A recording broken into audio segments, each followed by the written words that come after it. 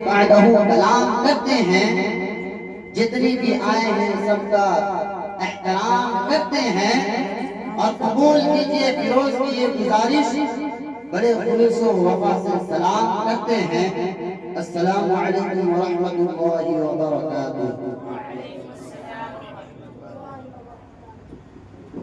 نحمده ونصلي على رسوله الكريم، اما بعد،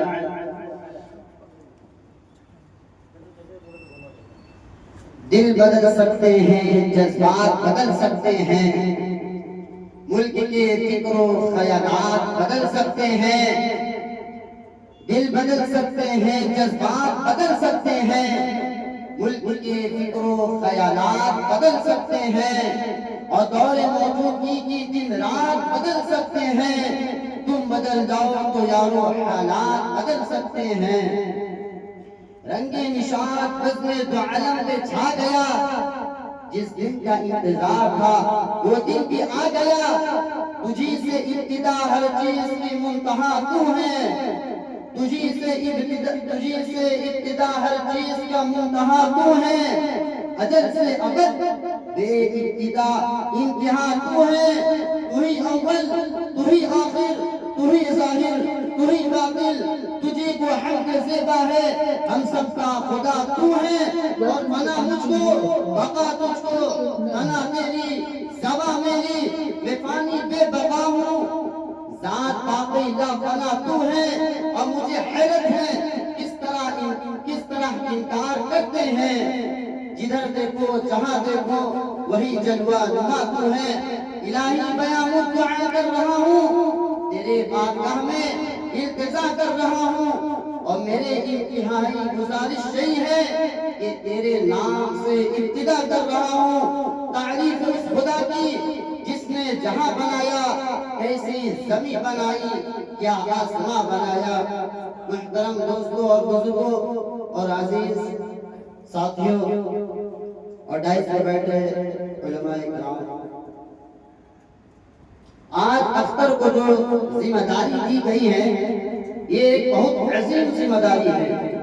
ایک طرف یہ ذمہ داری ہے تو دوسری طرف اپنے کم علمی کی نگہدانی ہے، لیکن چونکہ بڑوں کا حکم ہے اس لیے بڑوں کا حکم بڑا ہی ہوا کرتا ہے، لہذا ان کے حکموں کی تعمیل کرتے ہوئے خدا وحدہ لا شریک لہ کے الفاظ سے شروع کرتا ہوں کہ حسن ہی حسن ہے، اس سمت اٹھاؤں آنکھیں، حسن ہی حسن ہے، اس سمت اٹھاؤں آنکھیں، نور ہی نور ہے تا حق نظر آج کی رات۔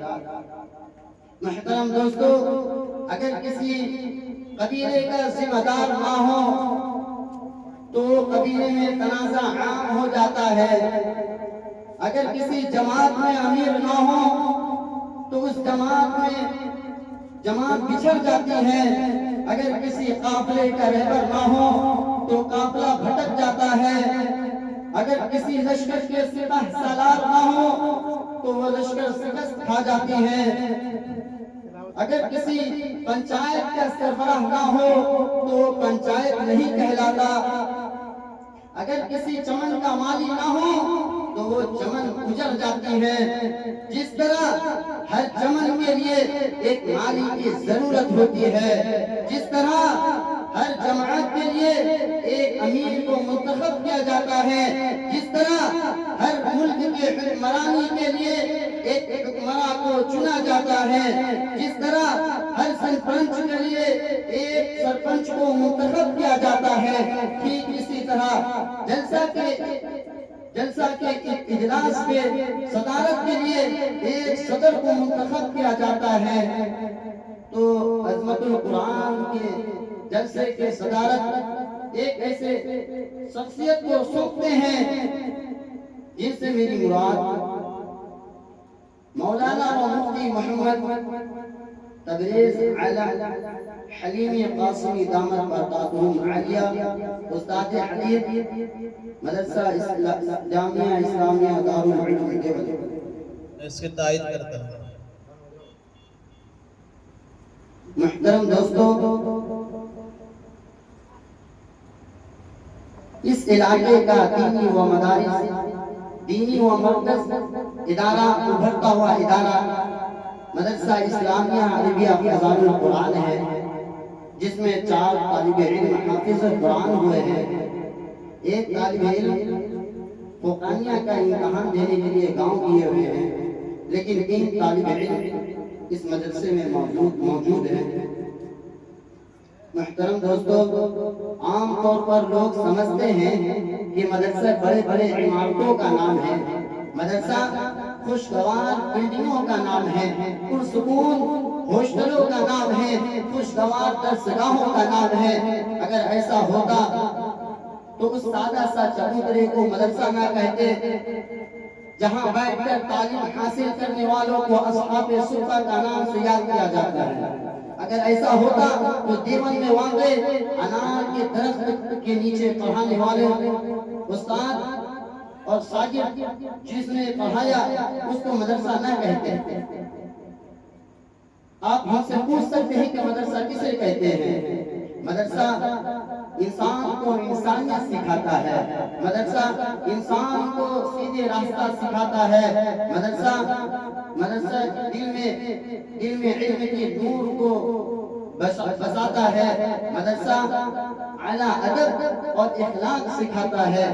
محترم دوستو، اگر یہ دینی مدارس نہ ہوتے تو آپ کا نکاح پڑھانے والا کوئی نہیں ہوتا، اگر یہ دینی مدارس نہ ہوتے تو آپ کا جنازہ پڑھانے والا کوئی نہیں ہوتا، اگر یہ دینی مدارس نہ ہوتے تو حقوق والدین بتانے والا کوئی نہیں ہوتا، اگر یہ دینی مدارس نہ ہوتے تو حقوق جوزان بتانے والا کوئی نہیں ہوتا، اگر یہ دینی مدارس نہ ہوتے تو خانقاہوں میں اللہ اللہ کہنے والا کوئی نہیں ہوتا، اگر دینی مدارس نہ ہوتے تو رب کی توحید کو بتانے والا نہیں ہوتا، اگر یہ دینی مدارس نہ ہوتے تو دعوت و تبلیغ میں محنت کرنے والا نہیں ہوتا۔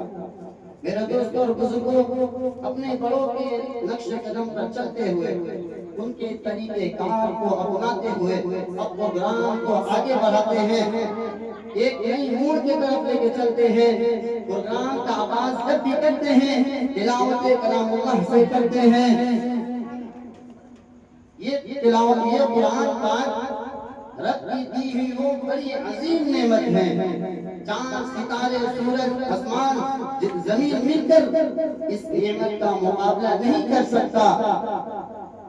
یہ قرآن پاک اللہ رب العزت کے بہت مقدس کلام ہے، اور کیوں نہ ہو، جس کے ذریعہ اتارا گیا وہ بھی امین، جس نے اتارا وہ بھی امین، جس ذات پر اتارا گیا وہ بھی امین، اور جس مقام پر اتارا گیا وہ بھی امین، اور جس مہینے میں اتارا گیا وہ تمام مہینوں سے افضل، اور جس رات میں اتارا گیا وہ 1000 مہینوں سے بہتر ہے۔ قرآن پاک رب العزت کی وہ حسین کرتا تحفہ ہے جو 23 سال کے قلیل مدت میں نازل ہوئی۔ بڑے سے بڑے فصحا، ادبا، شعراء حیران اور پریشان رہ گئے، ان کی آیتوں کو سن کر پتھر دل بھی موم ہو جاتے ہیں۔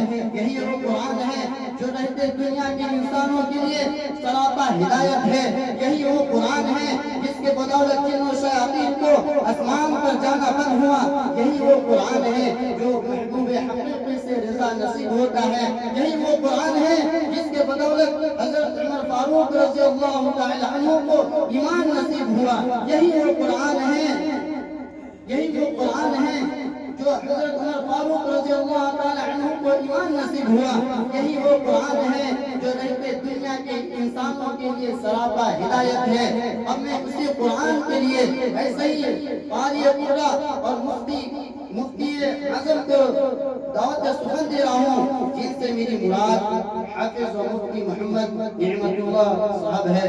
ان قرآن سے قبل میں ایک شعر کہنا مناسب سمجھتا ہوں کہ دنیا کی کتابوں میں قرآن چمکتا ہے، دنیا کی کتابوں میں قرآن چمکتا ہے، قرآن میں اللہ کا فرمان چمکتا ہے، دنیا کی کتابوں میں قرآن چمکتا ہے، قرآن میں اللہ کا فرمان چمکتا ہے، اور معمول بنا لے جو تلاوت قرآن کی، اللہ کی نظروں میں وہ انسان چمکتا ہے، اللہ کی نظروں میں وہ انسان چمکتا ہے۔